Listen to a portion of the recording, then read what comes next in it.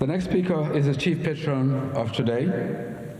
He is himself a product of the private sector.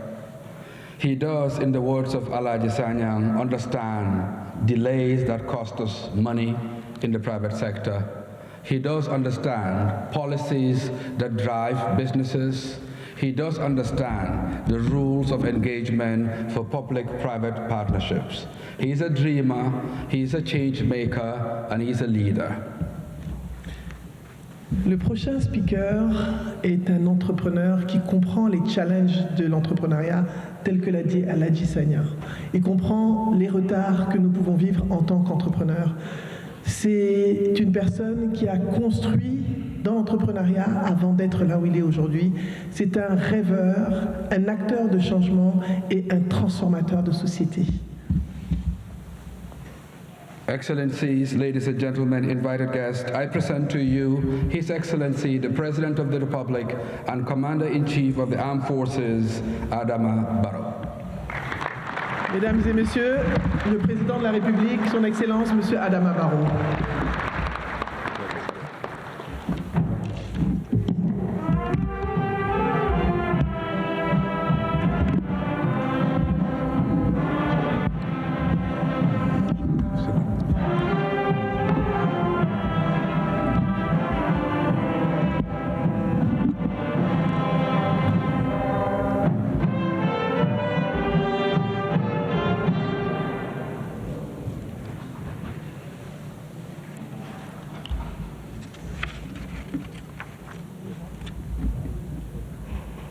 Honorable Cabinet Ministers,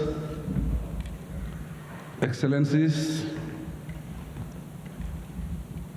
distinguished Central Bank Governors, leaders of development finance institutions, esteemed investors from Africa and the Arab world, captains of industry, ladies and gentlemen, it is with pleasure that I welcome you to Banjul for the 7th edition of the Financial Afrik Award and the Arab Africa Investment Forum. I am particularly delighted to receive our distinguished guests from the continent and the Arab world, comprising regional ministers of finance and trade, central bank governors, senior policymakers, representatives of sovereign wealth funds, senior staff of development finance institutions, and leaders of the private sector. Your presence underscores the strategic importance and continental relevance of this gathering. I commend Finance Africa, the cornerstone group, the organizing committee, and all other partners for convening what is the largest Arab-Africa investment forum ever hosted in the Gambia.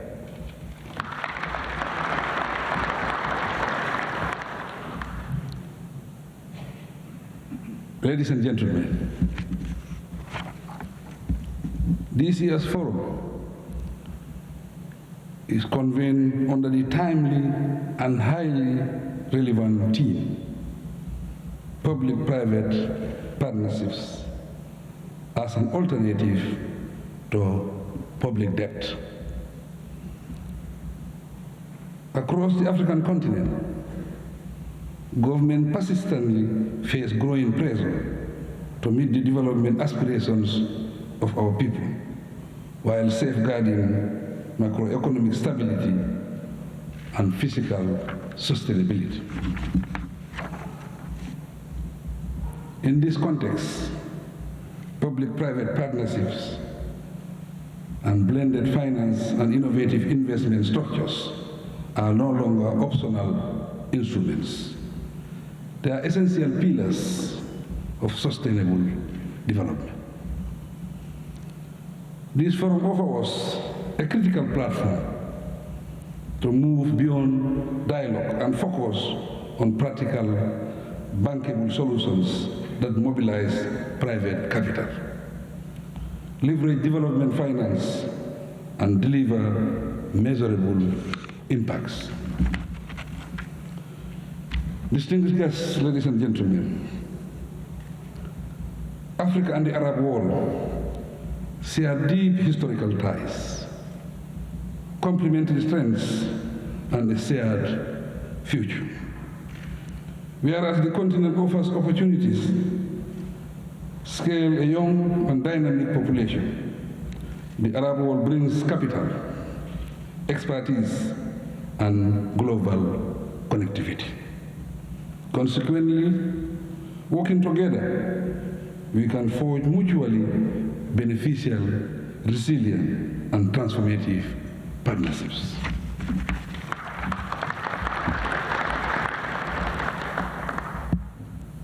The Arab-Africa Roundtable and the investment in the Gambia Forum are designed precisely to strengthen this cooperation by bringing together policy leadership, financial institutions, and private investors to deliberate around concrete, implementable projects. Ladies and gentlemen, turning attention to the Gambia, let me state that we are strategically positioning the country as a PPP-driven investment destination. To expand on this, allow me to highlight several priority sectors and bankable projects where we invite your partnership. First, infrastructure and transport. Everybody knows me for infrastructure. When the president of the African Development Bank visited the Gambia, he asked me a fundamental question. He said, Mr. President, what is your priority? I responded. I told him I have three priorities. My first priority is infrastructure. My second priority is infrastructure. My third priority is infrastructure.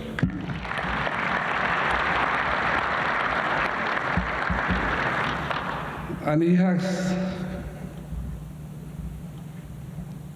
another fundamental question. He said, why, Mr. President? Why infrastructure?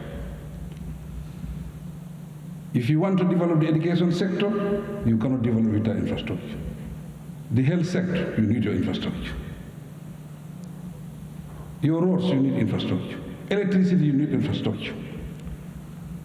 Even digitalization, you need infrastructure. No infrastructure, no development.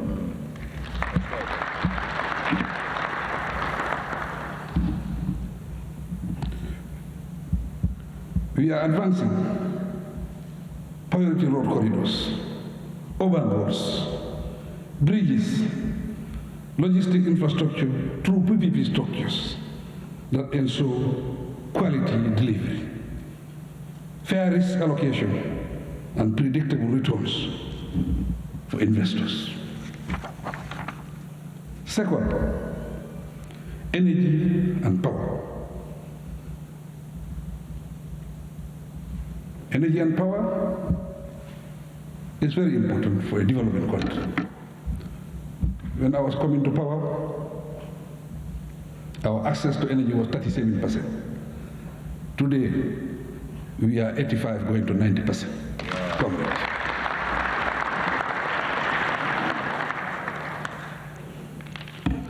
I met the CEO of Pabi Ford in Guinea. I had a private meeting with him. As we are having our meeting, he said, Mr. President, I'm in different countries. I'm working in the Gambia, I'm in Sierra Leone, I'm in Guinea, I'm in other places. But the only president who go into his projects like you, I have never seen in this world. Every day they will tell me the president is coming to see your project.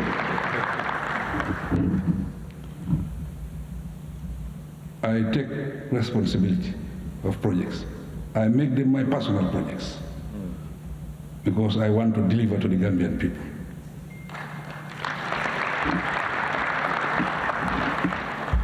If you are elected, it's a social project. The contract is social. And if you want to impact the life of the people, you have to develop your infrastructure. So we thank all of you for coming. We are ready for business.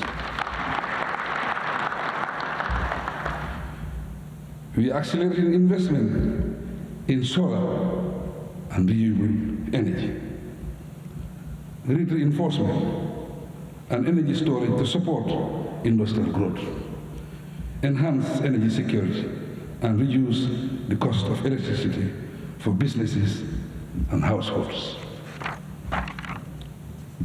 Third, housing and urban development. With rapid urbanization and a growing population, demand for affordable and middle-income housing continues to rise. Fittingly, the Gambia is opening structured PPP opportunities for large-scale housing development, served lands, and integrated mixed-use communities. Fourth, agriculture and agro-processing. Agriculture remains central to our economy. Hence, the decision to prioritize irrigation schemes, agro-industrial parks, cold storage facilities, food processing, and import-oriented value chains, particularly concerning rice, horticulture, fisheries, and livestock. Fifth, tourism and real estate. Because tourism remains a cornerstone of our economy. We welcome investment in resorts, ecotourism, conference facilities, marines, and integrated tourism development alongside hospitality-linked real estate. Finally, relatively to special economic zones and industrial development, we are now promoting industrial parks and special economic zones that focus on light manufacturing, logistics, and regional trade. That is leveraging the Gambia's strategic location as a gateway to the ECOWAS market. My government remains firmly committed to private sector-led growth, underpinned by transparent institutions, sound economic management, and investor-friendly reforms. Clearly, public-private partnerships sit at the center of our development strategy. We welcome investors not merely as financiers, but equally as long-term partners in nation building. Partners who share our commitment to upscaling value creation, job creation, skills transfer, and inclusive growth. Distinguished ladies and gentlemen, I encourage you to use this forum to move decisively from dialogue to deal making. Engage openly, explore opportunity boldly, and build partnerships that endure beyond this conference hall. Furthermore, make this gathering memorable, not only for the quality of its discussions, but also for the number of impactful projects launched, investment committed and honored, and partnership forged and strengthened. Once again, I thank you for choosing the Gambia as the host of this important continental event. Your presence here today is a strong vote of confidence in our country and in Africa's future. It is my honor and privilege, therefore, to officially declare the Saving Financial Afrik Award and the Arab Africa Investment Forum open. I thank you. your kind attention.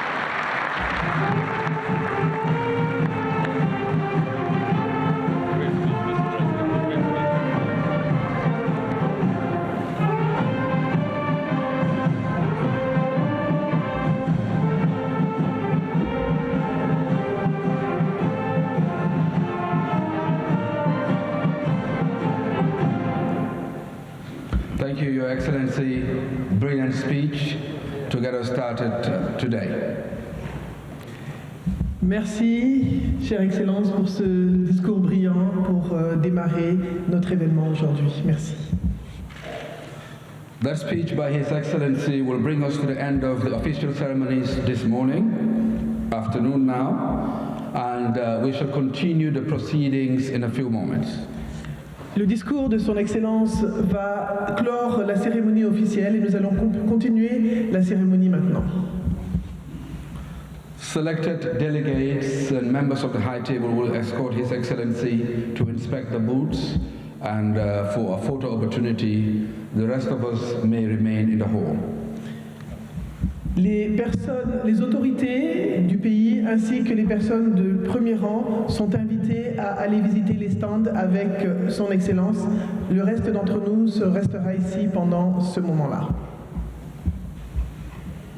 Your Excellency, we thank you so much for gracing this occasion, and will now allow Superintendent Faye and the Gambia policeman to bid us farewell with the national anthem of the Republic. Ladies and gentlemen, please be upstanding. Nous allons procéder à l'hymne national.